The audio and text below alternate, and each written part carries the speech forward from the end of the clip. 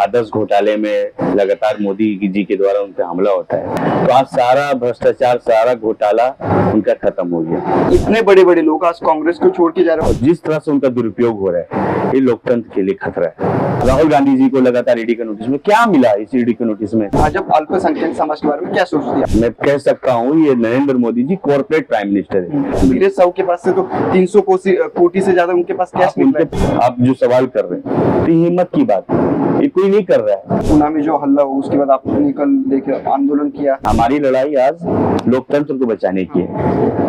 कुर्सी के लिए कांग्रेस पार्टी कभी नहीं लड़ी, आप देख लो कि जिस राज्य से राहुल गांधी जाएंगे वहाँ के बड़े नेता भाजपा आएंगे, और वो हुआ। बहुत हो गया महिलाओं पे अत्याचार। अब की बार मोदी सरकार, ये जो जुमला था उनका, जो स्लोगन था, उस स्लोगन को लोग याद दिला रहे हैं। उन्होंने अभी कहा था कि मोदी जी ओबीसी नहीं है। आप भी मानते हो कि मोदी जी ओबीसी नाही? आप मानते हो क्या?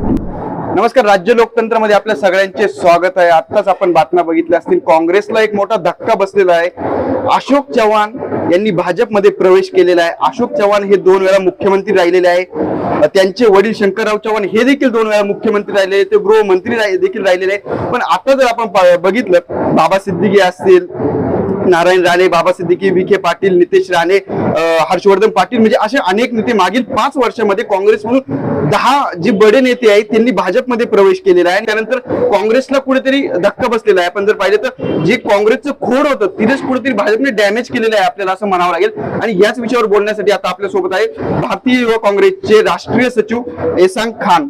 तो सर, क्या कहोगे? आज आप देखोगे कि अशोक चव्हाण जी ने देखिल आज भाजप में प्रवेश किया है, तो क्या आपकी पहली प्रतिक्रिया क्या है? अशोक चौहान जी से वो डर गए। आपको भी पता है कि जिस तरह से भारतीय जनता पार्टी का एक ऐसा वॉशिंग मशीन है जहाँ पे जो अपराधी, जिनको वो बोलते हैं भ्रष्टाचार का नेता बोलते हैं, आदर्श घोटाले में लगातार मोदी जी के द्वारा उन पे हमला होता है, पर उसी अशोक चौहान जी को भारतीय जनता पार्टी में प्रवेश ईडी सीबीआई का डर दिखाकर भारतीय जनता पार्टी में प्रेशर करके उनको प्रवेश करते हैं, तो आज सारा भ्रष्टाचार, सारा घोटाला उनका खत्म हो गया। तो ये जो ईडी और सीबीआई का जो दुरुपयोग है मोदी सरकार में पिछले 10 सालों में बढ़ चुका है। इन डरों से कई ऐसे नेता है जो भ्रष्टाचार में लिप्त है, उनकी जो मजबूरी है उनको जाना पड़ेगा। सर, आप भले ही कह रहे हो कि ये भाजपा के पास एक वॉशिंग मशीन है, उसमें नेता डाल दोगे तो धुल जाएंगे, उनके सारे मतलब पाप धुल जाएंगे। आप ये सब ठीक है, ये चीजें कहने को बहुत अच्छी लग रही है सर, पर कांग्रेस को रियलिटी को जरूर मुझे ऐसा लगता है फेस करना चाहिए। आपके जो बड़े 10 नेता है वो पिछले 5 साल में छोड़ के भाजपा में जा रहे हैं, उसका कांग्रेस को कोई आश्चर्य नहीं है। मैं आपको एक बात बताना चाहता हूँ कि आप जिन बड़े नेताओं की बात कर रहे हैं उनकी अस्तित्व क्या है, उनकी अपनी पर्सनल व्यक्तित्व क्या था? नहीं, आप ये बात तो कह रहे हो, पर आप देखिए अशोक चौहान जी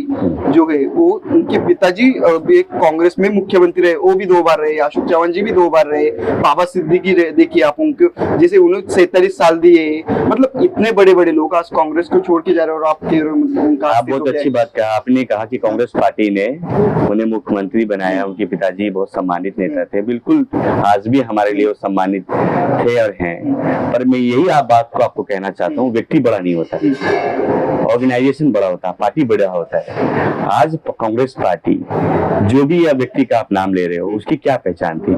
कहीं न कहीं उस विचारधारा से हमारे साथ थे, और कांग्रेस पार्टी ने उनकी पहचान पूरे भारत लेवल पे उनको पहचान दिया।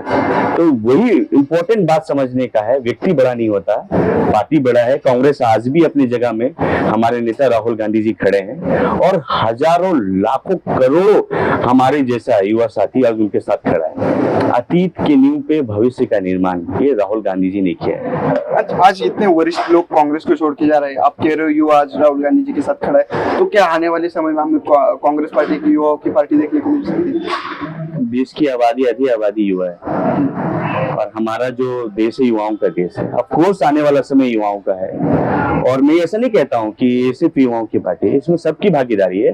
बट इसमें वही टिक पाएंगे जो अडिग होंगे, जो डरेंगे नहीं, जो लोकतंत्र पर विश्वास करेंगे, वही लोग टिक पाएंगे। अपॉर्चुनिस्ट लोग को आज आपको कोई, तब ये विचारधारा से आप नहीं थे ना, वैचारिक कोई आपका पार्टी से लगाव नहीं था, इसीलिए वो पार्टी छोड़ के जा रहे हैं। अच्छा। और पार्टी कांग्रेस पार्टी तो आज भी अपनी जगह में खड़ा है ना। कांग्रेस पार्टी कभी कभी खत्म नहीं हो सकता, ये विचारधारा में हमारी कांग्रेस, अच्छा, ब्लड में हमारी कांग्रेस। आप कह रहे हो कि जो लोग छोड़ के गए वो जाएंगे, ऐसा वैसा। बिल्कुल अच्छा, जाएंगे। कल को अगर कोई और एक बड़ा नेता छोड़ के गया तो आप यही कहोगे गया चल जाने दो, उसके तो मशीन में डाल दिया, उसको तो धुल गया। आप ये बात समझो, हम उन्हें नहीं भगा रहे हैं। नहीं पर जाएगा तो आप ठीक है, कुछ तो होगा ना, कोई तो वजह होगी उससे छोड़ के जा रहे हैं। देखिए, ये प्रकृति का नियम है, बदलाव।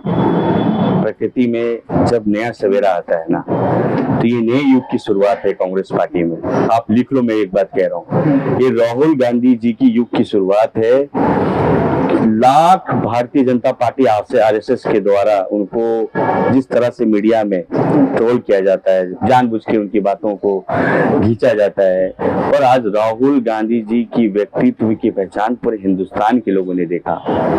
कन्याकुमारी से कश्मीर जब उनकी शुरुआत थी, भारत जोड़ो नाम, आज देश को एकजुट करने की बात है। देश हमारा तभी तरक्की करेगा जब हिंदू, मुस्लिम, सिख, ईसाई सभी धर्म के लोग एकजुट होंगे। राहुल गांधी ने क्या मुद्दा उठाया है? राहुल गांधी ने मुद्दा उठाया बेरोजगारी, जो आज देश की सबसे बड़ी समस्या है। युवाओं को रोजगार देने की बात करते हैं। देश में महंगाई, जो बढ़ती महंगाई है, उसकी बात राहुल गांधी जी उस पूरे यात्रा में उन्होंने किया। और खास करके शांति, जो देश में आपस में एक भाई को दूसरे भाई से जो धार्मिक जो लड़ाई भारतीय जनता पार्टी लड़ाई चाहती है, वो उस लड़ाई को खत्म करने के लिए राहुल गांधी जी ये देश में अपील की। एक भाजपा की तरफ से एक मतलब आरोप किया गया था कि जिस भारत जोड़ो यात्रा की तरह में कि जिस राज्य से राहुल गांधी जाएंगे वहाँ के बड़े नेता भाजपा आएंगे, और वो हुआ, ठीक है। उसके बाद अभी भारत जोड़ो यात्रा शुरू कर दी। आप देखो, इंडिया अलायंस, बंगाल में से ममता दीदी गई, बिहार में से नीतीश जी गए, पंजाब में से आप गई, मतलब क्या है, क्या चल रहा है इसमें? मेरा आपको सिर्फ इतना ही कहना है, जो आप ममता जी की बात कर रहे हैं, जो नीतीश जी की बात कर रहे हैं, ये मैं फिर वही कह रहा हूँ, जिस तरह से भारतीय जनता पार्टी के द्वारा, इससे पहले की सरकार थी, आज हमारा ईडी, सीबीआई, जो इलेक्शन कमीशन, जो ये न्यूट्रल हमारी संस्था है, इनको न्यूट्रली काम करने देना चाहिए। पर जिस तरह से नरेंद्र मोदी और अमित शाह के द्वारा प्रेशर करके और जिस तरह से उनका दुरुपयोग हो रहा है, ये लोकतंत्र के लिए खतरा है। ये लोकतंत्र के लिए खतरा है। और जो आप देखोगे, जो भारतीय जनता पार्टी आरएसएस के खिलाफ बोलता है, उसके खिलाफ आप ईडी और सीबीआई का और कुछ भी नहीं निकलता, ये झूठा, सिर्फ आरोप है। अच्छा, धीरज साहू के पास ये तो सिर्फ 300 ये सिर्फ आरोप है साहब। धीरज, आप कह रहे हो ईडी सीबीआई लगाने से कुछ नहीं निकलता, तो धीरज साहू के पास से तो 300 कोटी से ज्यादा उनके पास कैश नहीं। इतिहास को समझिए, उनके ग्रैंडफादर के समय के बड़े बिजनेसमैन है वो, और वो जो पैसे की बात कर रहे हैं, वो उन्होंने उनको बताया है अकाउंटेबिलिटी के साथ कि पैसे उनका जयराम रमेश जी ने वो सब नहीं। खारिज कर दिया था। उन्होंने कहा था अब से उनके साथ हमारा कोई रिश्ता नहीं रहेगा। जो जयराम रमेश जी रिश्ते की बात खत्म नहीं कर दी है, मैं दिखा सकता हूँ आपको, वो बात कर दी है उन्होंने, और आप कह रहे हो ईडी सीबीआई का गलत उपयोग हो रहा है। बिल्कुल उपयोग हो रहा है साहब। आप देखो ना, जो भी भारतीय जनता पार्टी के खिलाफ आप हमारी नेता श्रीमती सोनिया गांधी जी को इन्होंने परेशान किया इस उम्र में, उनको कितना लगातार उनको ईडी का नोटिस मिला। राहुल गांधी जी को लगातार ईडी का नोटिस में क्या मिला? इस ईडी के नोटिस में क्या उन पे आरोप लगाई भारतीय जनता पार्टी? ये सिर्फ परसेप्शन बनाना चाहते हैं कि भ्रष्टाचार है। आज जिस तरह से राहुल गांधी जी, अडानी, ये कॉर्पोरेट प्राइम मिनिस्टर है, मैं कह सकता हूँ ये Narendra Modi ji corporate prime minister है। जिस हद तक अडानी की वो मदद करने के, आप झारखंड में जाओ, आप छत्तीसगढ़ पे जाओ, आप राजस्थान पे जाओ, आप मध्य प्रदेश ले लो, जहां पे भी बिजनेस की अपॉर्चुनिटी, जहां पे भी पावर सप्लाई देना है तो अडानी को देना है, एक्सपोर्ट बिजनेस देना है तो अडानी को देना है। तो क्या देश में सिर्फ एक ही उद्योगपति है? तो ये जो अंबानी, अडानी और मोदी जी की जो मित्रता है, जो इनका जो राहुल गांधी जी ने एक्सपोज किया है इनके रिश्ते को, ये जो बोलते हैं मैं गरीब झोला उठा के निकल जाऊंगा, तो ये अडानी के नेता परेशान क्यों होते हैं? क्यों इनको इतना तकलीफ होती है? अगर राहुल गांधी जी किसान की बात करते हैं, किसान को जमीन को कौड़ी के भाव में मोदी जी उनको दे देते हैं अडानी को, तो ये किसान की बात करते हैं तो मोदी जी को तकलीफ क्यों होता है? राहुल गांधी जी तो किसान की बात कर रहे हैं। राहुल गांधी जी बेरोजगारी की बात करते हैं, मोदी जी को तकलीफ क्यों होता है? तो ये जो रिश्ता है अडानी और मोदी का, ये देश के लोगों को समझना होगा। ये देश को बेच रहे हैं सिर्फ अडानी के हाथ में, कॉर्पोरेट घरानाओं के हाथ में, और सिर्फ एक उद्योगपति अडानी। अच्छा, हम तो अभी फिर महाराष्ट्र में आते हैं। महाराष्ट्र में भी अशोक चव्हाण जी गए। अभी महाराष्ट्र में आप देखोगे तो कांग्रेस के जो बड़े नेता है, पृथ्वीराज चव्हाण हो गए, बाला साहेब थोरात हो गए, विजय विठ्ठल हो गए, नाना पटोले हो गए, मतलब ये जो बड़े लोग हैं, तो अभी आप क्या एक्सपेक्ट करते हो इनसे? हमारे कांग्रेस के नेता साफ संदेश है, जो डरेगा नहीं, जो राहुल गांधी जी ने कहा डरो मत, इस सोच से जो प्रभावित होगा, पूरी कांग्रेस पार्टी एकजुट होकर 2024 में इस शक्ति से हम लोग लड़ेंगे। इनकी ईडी सीबीआई से हम लोग डरने वाले नहीं, इनकी ईडी सीबीआई से हम लोग डरने वाले नहीं। और जिस तरह से ये लोग हमारी युवा कांग्रेस जो जिस तरह से आंदोलन की, एक पत्रकार पे हमला होता है पुणे में, आप भी पत्रकार हो, कल आप पे कुछ होगा तो आप घबराना नहीं, क्योंकि कांग्रेस पार्टी हमेशा गरीब मजदूर किसान और युवाओं की आवाज को उठाई है।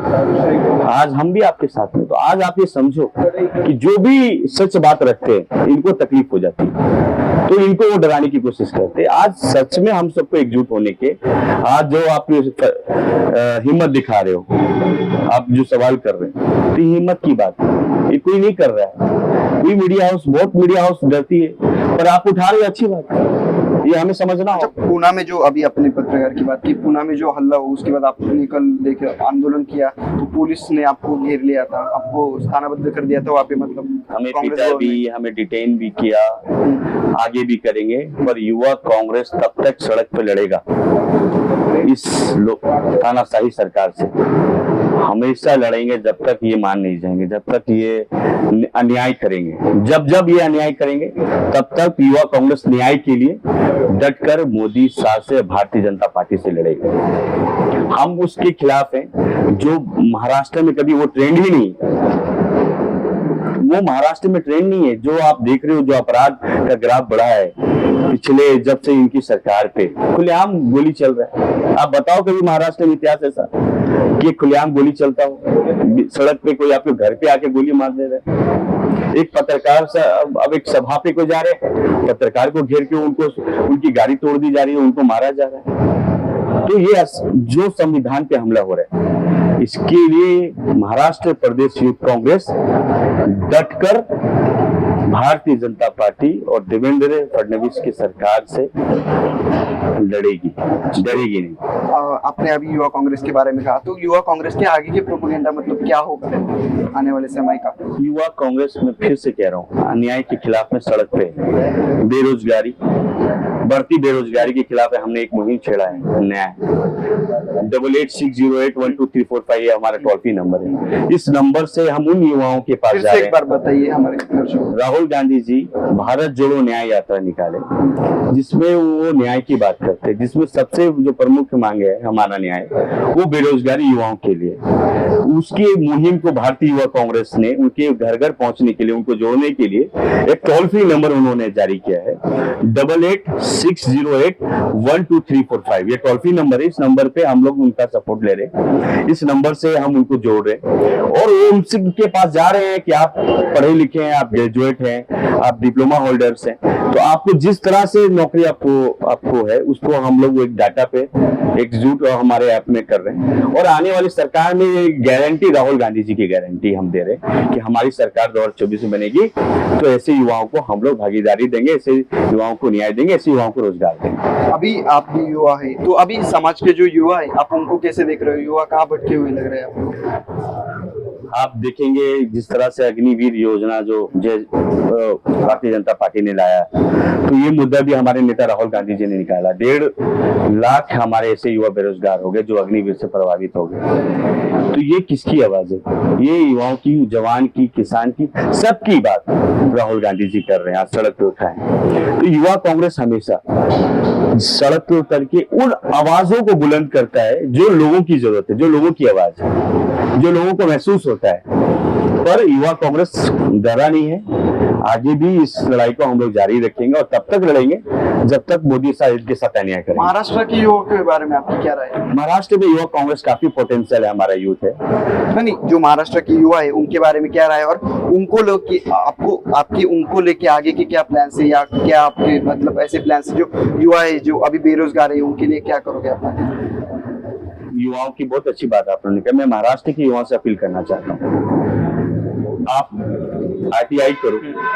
जो इंडस्ट्री महाराष्ट्र की इंडस्ट्री जो सेटअप होने वाली थी, उस इंडस्ट्री को मोदी जी गुजरात के चुनाव में शिफ्ट कर देते हैं। तो ये महाराष्ट्र के जो हिस्सेदारी थी युवाओं की, इसको छीना जा रहा है, उनके हक को छीना जा रहा है। तो इसीलिए युवा कांग्रेस उनकी बात को लेकर सड़क पे लड़ रहे हैं। जिस तरह से पेपर लीक हो रहा है, जिस तरह से स्टूडेंट के साथ अत्याचार हो रहा है, उसके खिलाफ सड़क पे युवा कांग्रेस लड़ रही है। तो ऐसे हजारों मुद्दों पे युवा कांग्रेस अपने साथी युवाओं के साथ में है और उनकी हम लड़ाई लड़ेंगे। महाराष्ट्र की एजुकेशन के बारे में आपका क्या ख्याल है? मतलब जो अभी एजुकेशन चल रहा है, एजुकेशन सिस्टम, और खास करके पुणे में, यानी पुणे तो एजुकेशन के लिए ही पहचाना जाता है। ये एजुकेशन हब ये किसका देन है? ये कांग्रेस पार्टी का देन। Right to education, right to food, ये सारे देन कांग्रेस पार्टी की। तो हम ऐसे युवाओं से अपील करना चाहते हैं कि आप इनको पहचानो और अपना कीमती वोट लोकतंत्र को बचाने के लिए, अपने भविष्य को प्रोटेक्ट करने के लिए इनके खिलाफ हमें एकजुट होना होगा और अपनी बात को मजबूत करनी होगी। अच्छा सर, आने वाले समय में क्या महाराष्ट्र में कांग्रेस का मुख्यमंत्री होगा? अभी हमारी महाविकास आघाड़ी का हमारा एकजुट है और इसका फैसला हमारे नेता राहुल गांधी जी करेंगे कि हमारे आने वाले समय में कौन मुख्यमंत्री होगा। हम एकजुट होकर लड़ रहे हैं, हमें पहले लड़ना है, हमें पहले मुख्यमंत्री का कुर्सी पे लड़ाई नहीं है। हमारी लड़ाई आज लोकतंत्र को बचाने की है। कुर्सी के लिए कांग्रेस पार्टी कभी नहीं लड़ी, आप देख लो। वो सिद्धांत से राहुल गांधी जी कभी कंप्रोमाइज नहीं करते हैं। आप देखो, मैं बताना चाहता हूँ, जो कर्नाटका में सरकार हमारी बनी, राहुल गांधी जी ने 5 क्या गारंटी दिया था? जो डिप्लोमा होल्डर्स है उनको बेरोजगारी भत्ता 3000, जो डिग्री होल्डर्स है उनको बेरोजगारी भत्ता 5000, जो महिला थी उनको हर महीने 2000 का भत्ता, जो महिलाओं को बस राइड फ्री, तो ये बिजली फ्री। तो इन सारी सरकार बनते ही जो राहुल गांधी जी की गारंटी थी वो लागू कर दिया गया। अच्छा, आपने कर्नाटक के बारे में बता दिया, छत्तीसगढ़, मध्य प्रदेश, राजस्थान, इसके बारे में हमारा वोट शेयरिंग आप देख लो। अच्छे नहीं, वोट शेयरिंग है, पर पार्टी मतलब आपकी सत्ता तो नहीं आ पाई। मतलब ऐसा क्या हो गया कि वहां से सत्ता चली गई? कांग्रेस ने बहुत ही अच्छा काम किया। एक जो कांग्रेस का कहना ये था कि भारत जोड़ो यात्रा का जो इम्पैक्ट है वो आपको कर्नाटक में दिखने को मिला, तो इन राज्यों में क्यों नहीं दिखने को मिला? देखो, कांग्रेस पार्टी पॉलिसी का काम करती है। आप चिरंजीवी योजना ले लो राजस्थान का, गरीब परिवार को 25 लाख तक की राशि का फ्री में इलाज हो रहा था। आज उनकी सरकार आई, भारतीय जनता पार्टी की सरकार आते ही उस योजना को खत्म कर दी। तो कांग्रेस पार्टी सत्ता के लिए नहीं कर रही, कांग्रेस पार्टी जनता के लाभ के लिए, चाहे हेल्थ की बात हो, एजुकेशन की बात हो या नौकरी की बात हो, वो पॉलिसी पे काम करती है और करेंगे।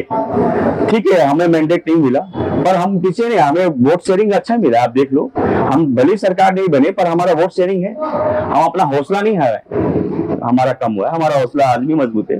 और आने वाले समय लोकसभा चुनाव में आप देखो, हमें अच्छा सीट मिलेगा वहां पर। एसन जी, आप अभी बात की तो मुझे एक बात कहनी थी, मतलब भाजपा हो या कांग्रेस, इन दोनों पार्टियों में अल्पसंख्यक समाज को लेकर मतलब राजनीति चलती है। आप खुद अल्पसंख्यक समाज से आते हो, तो क्या मतलब आपको क्या लगता है भाजपा के बारे में? भाजपा अल्पसंख्यक समाज के बारे में क्या सोचती है, आपको क्या लगता है? भारतीय जनता पार्टी धार्मिक उन्माद फैलाती, वो हमेशा देश को बांटने का काम करता है। कांग्रेस पार्टी सभी जाति, सभी धर्म और जिस तरह से हमारे नेता जाति जनगणना की बात कर रहे हैं, जिसका जितनी हिस्सेदारी उसको उतना हक मिलना चाहिए।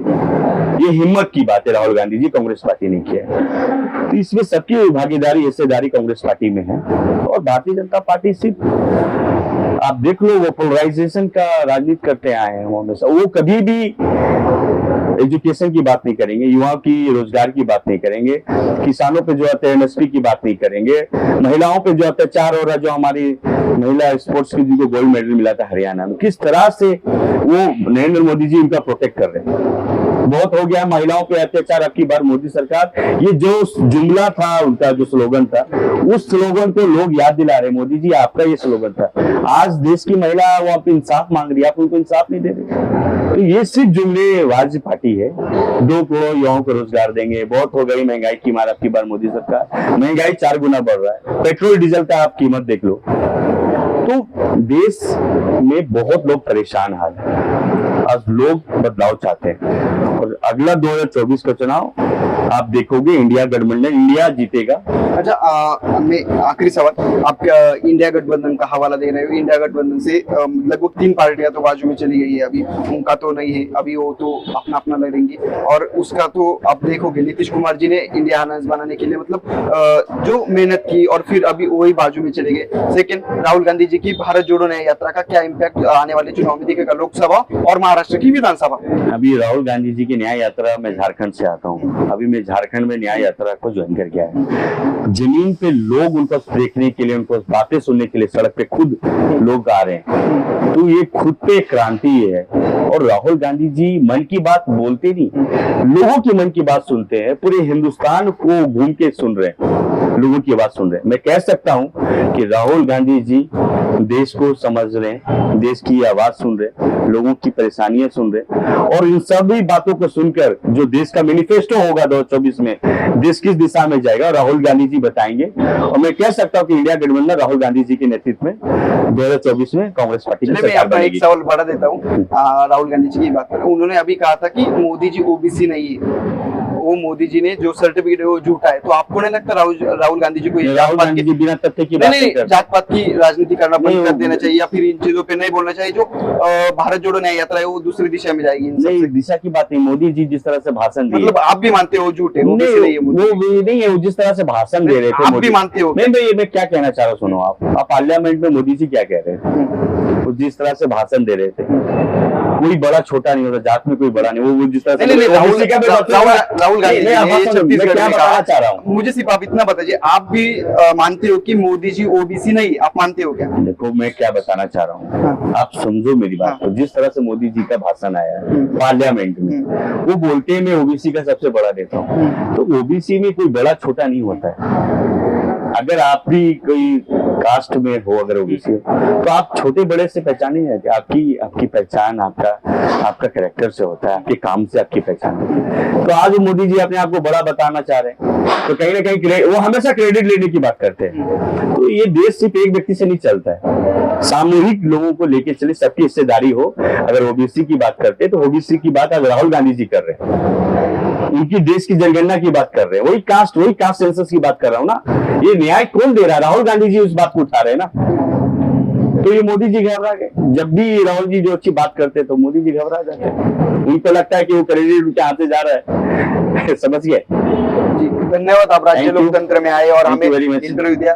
तर हे होते एहसान खान. आपण जर पाहिलं त्यांनी सांगितलं लोकतंत्र वाचवायचं असेल तर जगातल्या ज्या देशातल्या विरोधी पार्ट्या आहेत त्या सगळ्यांना एकत्र येऊन लढावं लागेल आणि देशाचं लोकतंत्र वाचवावं लागेल. पाहत राहा राज्य लोकतंत्र.